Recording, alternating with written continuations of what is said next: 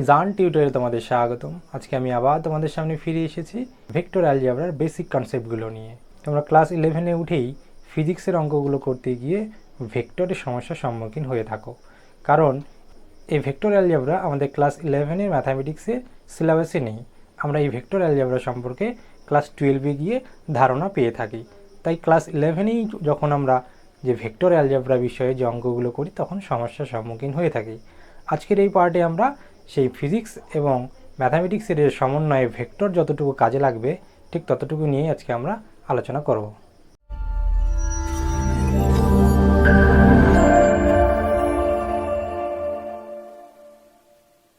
Vector algebra সম্পর্কে জানতে গেলে প্রথমে যে জিনিসটার সঙ্গে আমাদের পরিচিত হতে হবে সেটা হচ্ছে ভৌত রাশি।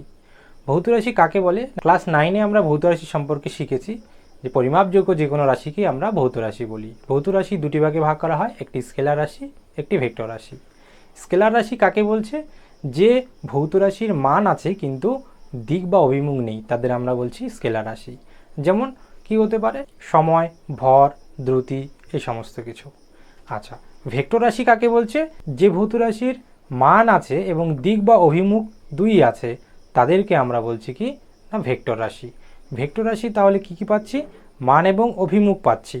এবং স্কেলার রাশির শুধুমাত্র মান আছে কিন্তু দিক বা অভিমুখ নেই। ভেক্টর রাশির উদাহরণ কি হতে পারে? ভেক্টর রাশির উদাহরণ হতে পারে সরণ, বেগ, ত্বরণ, ওজন, এই সমস্ত কিছু। একটি ভেক্টর রাশিকে দিক নির্দেশিত সরল রেখাংশ দ্বারা প্রকাশ করা হয়ে থাকে। কীরকম? দেখো, একটা দিক নির্দেশিত সরল রেখা এরকম নিচ্ছি, এ বি।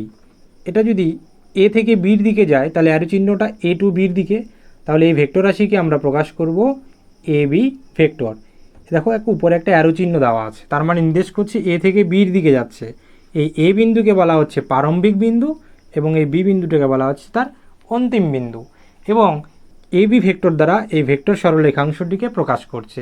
এই ভেক্টর সরলরেখাংশটির মান কত হবে না, একে যদি মডুলাস করা হয় তবে এটা দ্বারা মান নির্দেশ করে। অর্থাৎ এই এ বি ভেক্টরটাকে যদি আমি এ ভেক্টর দ্বারা প্রকাশ করি স্মল এ, তবে এর মান কি হবে? মডুলাস এ ভেক্টর। অর্থাৎ আমরা শুধুমাত্র এ পাবো, এখানে কোনো দিক নেই। দিক পাচ্ছি কোথায়? ওই অ্যারো চিহ্ন দ্বারা দিক নির্দেশ করছে। এবার আমরা ভেক্টর অ্যালজেব্রার কিছু ডেফিনেশন সম্পর্কে জানবো, যে ডেফিনেশনগুলো আমাদের অঙ্ক করতে খুব সাহায্য করবে। এই ডেফিনেশনগুলি খুবই ইম্পর্টেন্ট। এগুলো সম্পর্কে যদি তোমাদের স্বচ্ছ ধারণা না থাকে তাহলে অঙ্কগুলো করতে পারবে না। তাই ভিডিওটি না কেটে প্রথম থেকে শেষ পর্যন্ত দেখার চেষ্টা করো। 1 নম্বর বলেছে নাল ভেক্টর বা জিরো ভেক্টর বা শূন্য ভেক্টর কাকে বলছে? বলছে যে ভেক্টরের প্রারম্ভিক বিন্দু এবং অন্তিম বিন্দু দুটি সমাপাতিত, সেই ভেক্টরকে আমরা বলছি শূন্য ভেক্টর। শূন্য ভেক্টরের মান কত না, শূন্য ভেক্টরের মান হচ্ছে 0। তাহলে শূন্য ভেক্টরকে প্রকাশ করা হয় কিভাবে? শূন্য ভেক্টরকে প্রকাশ করা হয় 0 লিখে তার উপর একটা অ্যারো চিহ্ন। এইভাবে শূন্য ভেক্টরকে আমরা প্রকাশ করে থাকি। শূন্য ভেক্টরের মান 0 পেলাম, তাহলে অভিমুখটা কী হবে? শূন্য ভেক্টরে একটা নির্দিষ্ট অভিমুখ কোনো কিছু নেই, এর নির্দিষ্ট অভিমুখ নেই। অভিমুখ তো অবশ্যই আছে, বাট নির্দিষ্ট করে অভিমুখ বলা যাবে না। এই শূন্য ভেক্টর যে কোনো ভেক্টরের সঙ্গে সমরেখ হয়ে থাকে। এই সমরেখ শব্দটা তোমরা নতুন শুনলে, এরপরেই আমরা এই ডেফিনেশনগুলোতেই সমরেখ শব্দটা সম্পর্কে জেনে নেব। এবার একক ভেক্টর বা ইউনিট ভেক্টর কাকে বলে? যে ভেক্টরের মান 1 অর্থাৎ তার ম্যাগনিটিউডটা 1 হবে নির্দিষ্ট অভিমুখে, সেই ভেক্টরকে আমরা বলছি একক ভেক্টর। একটা ভেক্টর যদি হয় এ, এই ভেক্টরের অভিমুখে একটি একক ভেক্টরকে আমরা এ ক্যাপ দ্বারা প্রকাশ করি। এই এ ভেক্টরের অভিমুখে একক ভেক্টরটা হচ্ছে এ ক্যাপ। তাহলে এ ক্যাপটা কীভাবে প্রকাশ করা যায় না, a cap equal to a vector by mod of a vector. অর্থাৎ ওই ভেক্টরকে যদি তার মডুলাস ভ্যালু দিয়ে ভাগ করা যায় তবে যে ভেক্টরটা পাওয়া যাবে সেই ভেক্টরটাই হচ্ছে ওই নির্দিষ্ট যে ভেক্টরটা ছিল সেই ভেক্টরটার অভিমুখে একটি একক ভেক্টর। 3 নম্বরে ইকুয়াল ভেক্টর বা সমান ভেক্টর কাকে বলছে? দুটি ভেক্টরকে আমরা তখনই সমান বলবো যখন ভেক্টর দুটির মান এবং অভিমুখ সমান হবে। তখন আমরা ভেক্টরটাকে কিভাবে প্রকাশ করব না, A vector is equal to B vector. Vector দুটি সমান, এই ভেক্টরের মান এবং অভিমুখ একই দিকে। ছবির সাহায্যে যদি দেখতে চাই তাহলে কেমন হবে? যদি এটা একটা ভেক্টর হয় এ বি, এইদিকে মুভটা করছে সিডি, এটা যদি একটা ভেক্টর হয় দুজনেরই অভিমুখ একই দিকে এবং তাদের ম্যাগনিটিউড ভ্যালুটাও যদি সমান হয়, তখন আমরা বলবো এই ভেক্টর দুটি সমান বা ইকুয়াল ভেক্টর। তাহলে ইকুয়াল ভেক্টর দুটো কি হলো? একটা আলাদা প্যারালাল লাইন হলো। দেখো, আমি আবার যদি এরকমভাবে তৈরি করি একটা ভেক্টরকে এটা এ পয়েন্ট, এই দিকে যাচ্ছে এটা বি পয়েন্ট, এটাকে আমরা এ ভেক্টর নাম দিলাম। এবার এইখানে যদি থাকে সি পয়েন্ট আর এইখানে যদি থাকে ডি পয়েন্ট, তাহলে এই ভেক্টরটাও যদি এই দিকে অভিমুখ করে আর এই ভেক্টরটাকে যদি আমি বি ভেক্টর বলি এবং এ ভেক্টর আর বি ভেক্টরের যদি মান একই থাকে, অভিমুখ তো আমরা একই দিকে নিয়েছি, তখন এই দুটো ভেক্টরকে আমরা ইকুয়াল ভেক্টর বলতে পারবো। এবার আমরা অপোজিট ভেক্টর বা বিপরীত ভেক্টর, যেটাকে আমরা নেগেটিভ ভেক্টরও বলে থাকি, সেই ভেক্টরটা কাকে বলছে? যে ভেক্টরের মান একই কিন্তু তার অভিমুখটি আলাদা, সেই ভেক্টরকে আমরা বলছি অপোজিট ভেক্টর। অর্থাৎ একটি ভেক্টর যদি হয় এ বি, তবে তার অপোজিট ভেক্টরটা কি হবে? Minus of B A vector. তাহলে দেখা যাচ্ছে তাদের মানগুলো সেম থাকছে, জাস্ট ডাইরেকশনটা আলাদা হচ্ছে। অর্থাৎ একটা ভেক্টর যদি এরকম হয়ে থাকে এ বি এই বরাবর, তাহলে এটা এই ভেক্টর, এর অপোজিট ডাইরেকশনে যদি আমি এই ভেক্টরটাকে নিই, এটাকে প্রারম্ভিক বিন্দু এবং এটাকে যদি অন্তিম বিন্দু বানাই, তাহলে এই যে ভেক্টরটা পাবো, এই দুটি ভেক্টর পরস্পর কি বিপরীত ভেক্টর। 5 নম্বরে like vector and unlike vector, অর্থাৎ সদৃশ্য ও অসদৃশ্য ভেক্টর কাকে বলে? সদৃশ্য ভেক্টরটা কি? যদি দুটি ভেক্টর তাদের দিক বা অভিমুখটি একই রকম হয়, তাদেরকে আমরা বলবো সদৃশ্য ভেক্টর। এখানে মানের কোনো ফ্যাক্টর নয়, মান যা খুশি হতে পারে, বাট দিক যেন তারা কখনোই আলাদা না হয়, তবে সেই ভেক্টর দুটিকে আমরা কি বলবো? Like vector. দেখো, আমি যদি দুটো ভেক্টর নেই, এ এবং বি একটা ভেক্টর নিলাম, আর এখানে নিলাম সি এবং ডি একটা ভেক্টর। এই দুটি ভেক্টরের ডাইরেকশন একই দিকে, তাই আমরা এই দুটো ভেক্টরকে লাইক ভেক্টর বলবো, এদের ম্যাগনিটিউড যাই হোক না কেন। অসদৃশ্য ভেক্টর কাকে বলছে? তাহলে অসদৃশ্য ভেক্টর বলছে যে ভেক্টরের অভিমুখ দুটি আলাদা বাট মানের কোনো ব্যাপার নেই, তাহলে তাদেরকে আমরা কি বলবো? অসদৃশ্য ভেক্টর। অর্থাৎ এই ভেক্টরটা যদি এ বি ভেক্টর এই দিকে যায়, তাহলে সিডি ভেক্টরটাকে অবশ্যই উল্টো ডাইরেকশনে আসতে হবে, তবে আমরা কি বলবো? এটি অসদৃশ্য ভেক্টর। 6 নাম্বার বলেছে কোলিনিয়ার ভেক্টর বা সমরেখা ভেক্টর, এটাকে একরেখীয় ভেক্টরও বলা হয়ে থাকে। তাহলে এই সমরেখা ভেক্টর কাকে বলছে? সদৃশ্য অথবা অসদৃশ্য ভেক্টর সমূহকে আমরা কি বলি? না সমরেখা ভেক্টর বলি। কোনগুলো? এই সদৃশ্য ভেক্টরগুলো অথবা অসদৃশ্য ভেক্টরগুলোকে আমরা কি বলছি? Collinear vector. দুই বা তার বেশি ভেক্টর যদি সমরেখা হয়ে থাকে, তবে সেই ভেক্টরটি কি হবে? একটি নির্দিষ্ট রেখার ওপর অবস্থান করবে অথবা তার সমান্তরাল কোনো রেখার ওপর ক্রিয়াশীল হবে। যদি কোনো ভেক্টর বি একটি নির্দিষ্ট ভেক্টর এর সঙ্গে সমরেখা হয়ে থাকে, তাহলে আমরা b equal to x into a আকারে প্রকাশ করতে পারি। অর্থাৎ বি ভেক্টরটাকে এ ভেক্টরের স্কেলার মাল্টিপ্লিকেশন আকারে প্রকাশ করতে পারি, যদি এই বি ভেক্টরটি এর সঙ্গে সমরেখা হয়ে থাকে। এবার কোপ্লানার বা সমতলিক বা একতলীয় ভেক্টর কাকে বলছে? বলছে কোনো ভেক্টর অর্থাৎ দুই বা তার বেশি ভেক্টর যদি একই তলের ওপর অবস্থান করে, তবে সেই ভেক্টরগুলিকে আমরা কি বলবো? একতলীয় ভেক্টর। এখানে এই যে A vector, B vector, C vector একটা নির্দিষ্ট তলের উপর অবস্থান করছে, তখন আমরা এই তিনটি ভেক্টরকে একসঙ্গে বলবো কি? Collinear vector. কোলিনিয়ার ভেক্টরগুলিকে তার রৈখিক যে স্কেলার মাল্টিপ্লিকেশন সমীকরণ আকারে প্রকাশ করা যায়। কীরকম? এখানে দেখা যেতে পারে M A vector plus N B vector plus P C vector, এইটাও কি হবে? একটা ভেক্টর, যে ভেক্টরটা ওই সমতলের উপরই অবস্থান করবে। এই সমতলিক ভেক্টরের ক্ষেত্রে এম এন পি এগুলো হচ্ছে স্কেলার, এই স্কেলারগুলো কখনোই জিরো হবে না, এই স্কেলারগুলি প্রত্যেকটি নট ইকুয়াল টু জিরো। আচ্ছা, এছাড়া আমাদের আর একটি ডেফিনেশন আছে, সেই ডেফিনেশনটা কি? লোকালাইজড ভেক্টর বা স্থানিক ভেক্টর এবং মুক্ত ভেক্টর বা ফ্রি ভেক্টর কাকে বলে? লোকালাইজড ভেক্টরটা কি?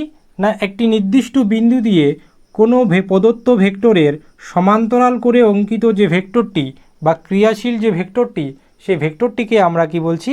Localised vector. মুক্ত ভেক্টরটা কি? না মুক্ত ভেক্টরটা হচ্ছে কোনো ভেক্টর যখন তার মানের উপর নির্ভরশীল কিন্তু অবস্থান সাপেক্ষে নিরপেক্ষ, তখন সেই ভেক্টরটিকে আমরা কি বলছি? মুক্ত ভেক্টর। এবার আমরা ভেক্টরের যোগ এবং বিয়োগ সম্পর্কে জানব। ভেক্টরের যোগ এবং বিয়োগ সম্পর্কে জানার আগে আমাদের ভেক্টরের ত্রিভুজ সূত্র বা আমরা যেটাকে উপপাদ্য বলে থাকি সেটা সম্পর্কে আগে জানব। কি বলেছে? বলেছে একটি ত্রিভুজের ক্রমানুসারে গৃহীত দুটি বাহু। এই দেখো একটা ত্রিভুজ আছে, এই ত্রিভুজের ক্রমানুসারে যদি দুটি বাহুকে আমি গৃহীত করি, ও এ বি একটা ত্রিভুজ, ক্রমানুসারে দুটি বাহুকে যদি গৃহীত করি, দুটি ভেক্টরের মান এবং অভিমুখ যদি এরা নির্দেশ করে, তবে বিপরীত ক্রমে গৃহীত, অর্থাৎ এইভাবে যখন গিয়েছে ভেক্টরটা, তখন বিপরীত ক্রমে কীভাবে হবে? এইভাবে গিয়ে এইভাবে আসতে পারে, তাহলে বিপরীত ক্রমটা এভাবে, তাই না? তাহলে বিপরীতক্রমে গৃহীত যে বাহুটি সেই বাহুটি কি বলেছে না উক্ত ভেক্টর দুটির লব্ধি মান এবং দিক নির্দেশ করে। অর্থাৎ এই ভেক্টরটাকে যদি আমরা এ ভেক্টর বলি আর এই ভেক্টরটাকে যদি বি ভেক্টর বলি, এদের লব্ধি মান অর্থাৎ এ প্লাস বি অর্থাৎ A vector plus B vector হচ্ছে এই ওবি ভেক্টরটার মান নির্দেশ করবে। এবার আমি দুটি ভেক্টর নিব, তাদের যোগ কীরকম হয় দেখাচ্ছি। দেখো এরকম যদি একটি ভেক্টর থাকে ও এ, যেটাকে আমরা এ ভেক্টর বলছি, এবং এইরকম যদি একটি ভেক্টর থাকে বি ভেক্টর, যেটাকে আমি যে কোনো একটা নাম দিয়ে দিই সি কমা ডি, তাই না?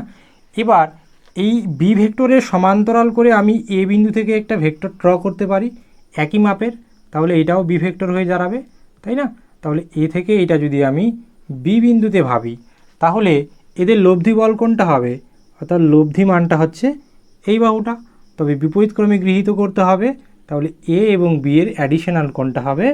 A vector plus B vector, যেটাকে আমরা ও বি ভেক্টর নির্দেশ করছে। কেমন? এবার একটু বিয়োগটা দেখি কীরকম হয়।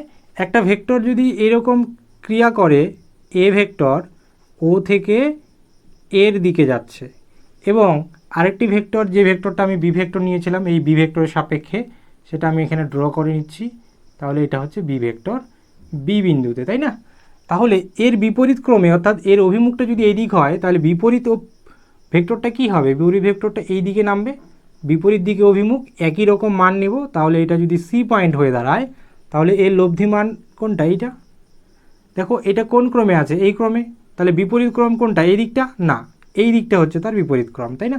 এটা এই বরাবর থেকে এই বরাবর আসছিল, তাহলে বিপরীত ক্রম এটা। বিপরীত ক্রমে যদি এটা হয়ে থাকে, তাহলে এই ভেক্টরটা হচ্ছে বি ভেক্টর, এটা হচ্ছে মাইনাস বি ভেক্টর। তাহলে এদের A vector plus of minus B vector, this is A vector minus B vector. এভাবেই আমরা ভেক্টরের যোগ এবং বিয়োগ করে থাকি।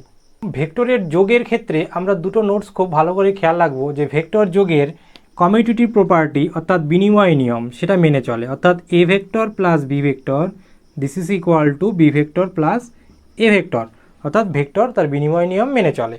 এবং ভেক্টরের যোগের সংযোগ নিয়মও মেনে চলে। কীরকমভাবে সংযোগ নিয়ম দেখানো যায়? A vector plus B vector এই দুটোকে যদি আগে অ্যাডিশন করি, পরে যদি সি ভেক্টরকে অ্যাডিশন করি, তবে যে ভ্যালুটা আসবে, তাহলে A vector plus B vector plus C vector করি, তবে এদের অ্যাডিশন ভ্যালুটা সেম আসবে। এখানে একটু লক্ষণীয় বিষয় আছে, তিনটি ভেক্টরের যোগ যেহেতু সংযোগ নিয়ম মেনে চলে, এইবার আমরা জানব যে তিনটি ভেক্টরের যোগ কি হতে পারে না শূন্য ভেক্টর হতে পারে। কিভাবে হতে পারে? আমি একটা উদাহরণ নিচ্ছি, A vector plus B vector plus C vector equal to 0 vector. এটা কিভাবে সম্ভব? যদি সেই ভেক্টর তিনটি একই ক্রমে অবস্থান করে। কীরকম? দেখো ও থেকে এতে গেল, এ থেকে বিতে গেল, তাহলে লব্ধি কোনটা আসা উচিত? এটা। বিপরীত ক্রমে গৃহীত হওয়া উচিত, কিন্তু আমি যদি একই ক্রমে নিয়ে নেই, তবে এই এ ভেক্টর বি ভেক্টর আর সি ভেক্টর এদের যোগফলটা কী হবে? না 0 ভেক্টর হবে।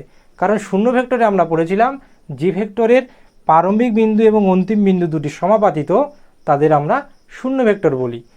ভেক্টরের যোগের যেমন ত্রিভুজ সূত্র আছে, ঠিক তেমনই ভেক্টরের সামান্তরিক সূত্রটি আমাদের অঙ্ক করতে কাজে লাগে। কীরকম? বলেছে কোনো সামান্তরিকের দুটি সন্নিহিত বাহু যদি দুটি ভেক্টরের মান এবং অভিমুখ নির্দেশ করে, তাহলে আমি একটা সামান্তরিক ড্র করি। দেখো কীরকম সামান্তরিক ড্র করছি। ও এ বি সি এ একটা সামান্তরিক আছে, বলেছে দুটি সন্নিহিত বাহু। এই দুটি সন্নিহিত বাহু হতে পারে এটা এবং এটাও হতে পারে। তো আমি এইটা আর এইটা নিচ্ছি। এই দুটি সন্নিহিত বাহু দুটো আলাদা আলাদা অভিমুখে নির্দেশ করছে। এবার বলেছে তাদের যে ছেদবিন্দু, ছেদবিন্দু কোনটা? এটা। এই ছেদবিন্দু থেকে অঙ্কিত সামান্তরিকের কর্ণ, তাহলে কর্ণ কি হচ্ছে? এসি।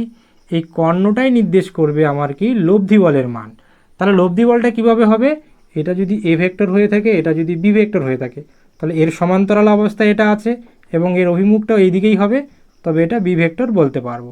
তাহলে এ ভেক্টর এবং বি ভেক্টরের অ্যাডিশনাল যে ভেক্টরটা, মানে যে লব্ধি ভেক্টরটা, সেই লব্ধি ভেক্টরটা হচ্ছে এই এসি ভেক্টর নির্দেশ করবে। কেমন?